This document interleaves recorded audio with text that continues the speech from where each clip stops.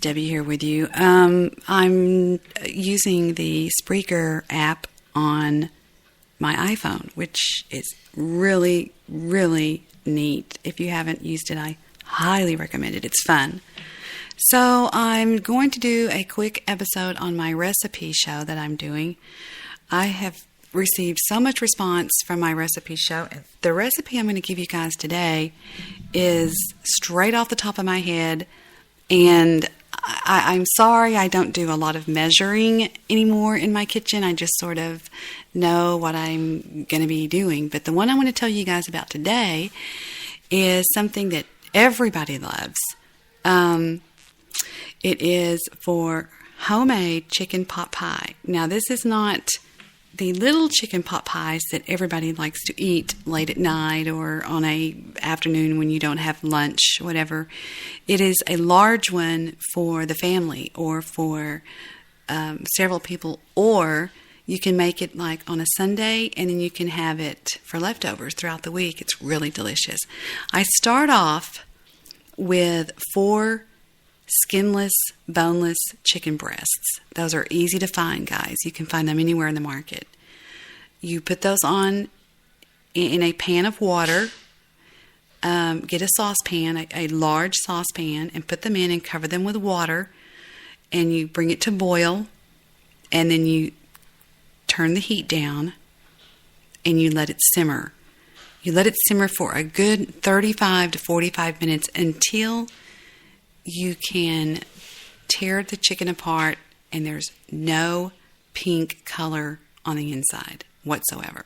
You have to be real careful with chicken. Okay, see, I'm just going to do this off of memory. Then, okay, first of all, let's go back. Let's go back to the recipe and let's go back to the ingredients, okay? Let me see if I can get you the ingredients here. Okay, you're going to need 2 pie shells. Okay, what that is I always get the ones that come in the biscuit aisle. If you go to your grocery store, go to the biscuits, and you will find pie pastries. They come in a box, and they're folded over, and there's usually 2 per box, and you're going to need 2 of those. I would tell you how to make your own, but I don't think you're ready for that yet. So go ahead and get the ready-made pie shells, pie crust, okay? If you can't find them in a box, then you can find them around the baking aisle, but I'm pretty sure you're going to be able to find them. Also, they're in the frozen food department, around the bread or around the frozen pies. So you've got your pie shells, 2 of them. The first thing you're going to do, okay, you're also going to get, you're going to get a box of frozen small lima beans, okay?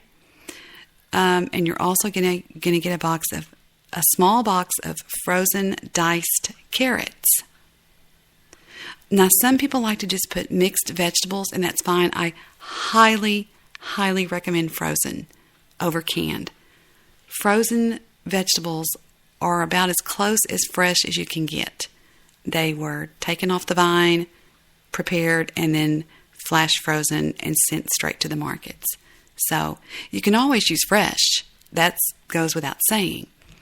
But what I put in mine is small lima beans, and then I also use small diced carrots.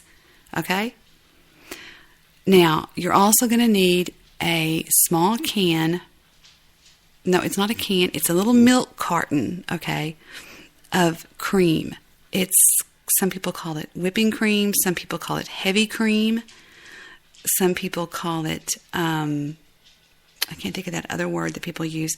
However, you're going to need it looks like a little milk carton, a little bitty milk carton. You're going to need, they come in the really small ones, and then they come in the little bit bigger ones, and the bigger ones.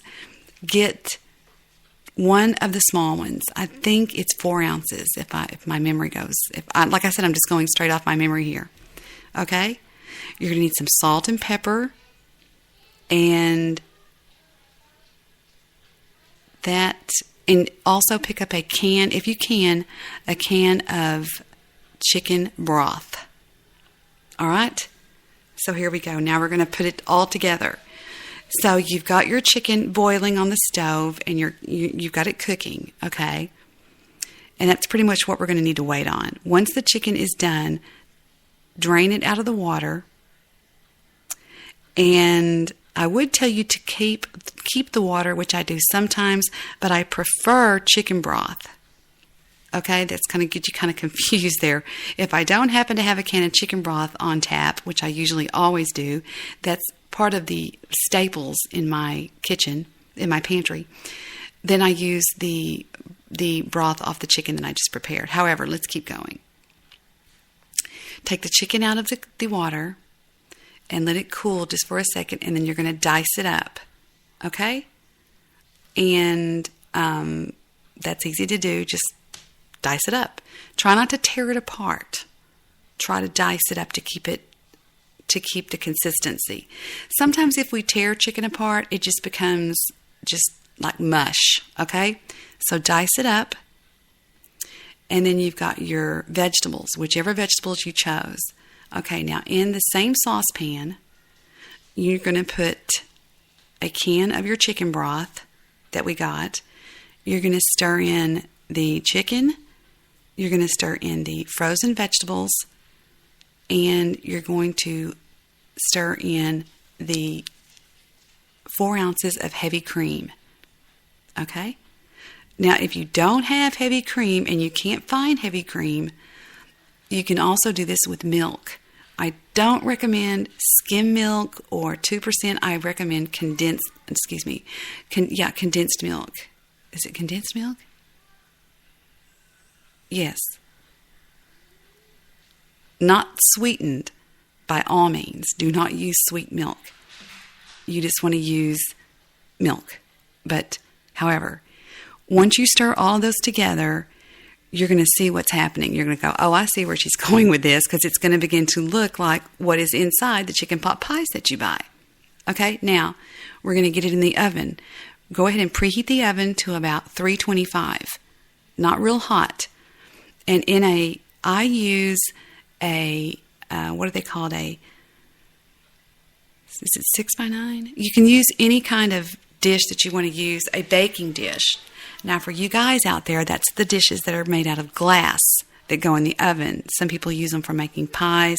Some people use them for making casseroles. I believe it's called a 6x9. It's the rectangle one, okay? Take your first pie crust, and you're going to take it, and if you have a rolling pin, roll it out to where it's a little bit bigger than it was when it came in the container.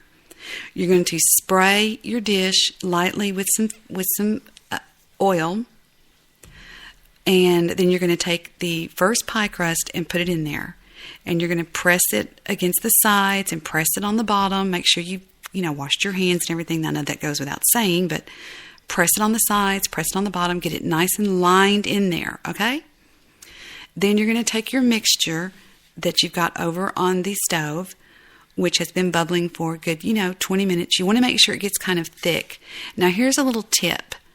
If it fails to get thick on you, I'm going to give you a secret weapon. Here's what you do. If it's too watery, go over and get a cup. Okay, in the cup, put about 2 good teaspoons or tablespoons of flour, just all-purpose flour, okay? Then get a little bit of milk and add that in with there, just a little bit, and stir it. Keep stirring it until it turns into just a very, very thick, almost like a pudding consistency. Stir that into your pot with your chicken and your other ingredients, and that will help thicken it up. It's sort of like a little secret. Okay? You want it to be thickened up. Now, here's the key. You want to make sure that you not only put salt, and I'm talking about a good teaspoon of salt in the whole concoction here, but more important is pepper, black pepper. You want to make sure that you use enough pepper to where you can see the pepper, because there's something about pepper in chicken pot pie that just makes it, for some reason, all that better. After you get through with the concoction over here on the stove top that I talked about with the chicken and the frozen veggies and all that good stuff in there. You're going to take that and pour that into the pan that you have previously lined with the first pie crust. Okay? Take the second pie crust and put it on the top. Okay? And there's your chicken pot pie. Then you put it in the oven, and you're going to bake it in there for about, on a low 325, like I said, for about, I usually just watch it, so I'm just going to guesstimate that it's going to be about anywhere from 18 to 20 minutes, just until it turns, because everything's done inside. You just want to brown the pastry on top.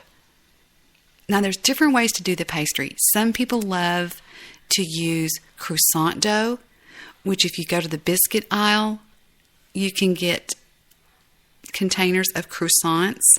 Those make a wonderful chicken pot pie. Actually, that's what I use because it's nice and flaky on top. And you can take 2 or 3 croissants, put them all together, and make a big square.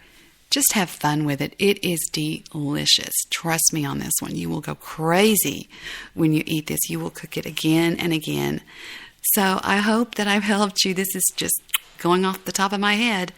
And for my next episode, I'm going to go off the top of my head and tell you one of my award-winning, I say that being facetiously, of course, recipes that my family cannot live without. In fact, they sometimes make me make it, if that made any sense. I'm Debbie with you here on Cooking 30-Minute Meals with Debbie. I'll see you guys next time. Thanks.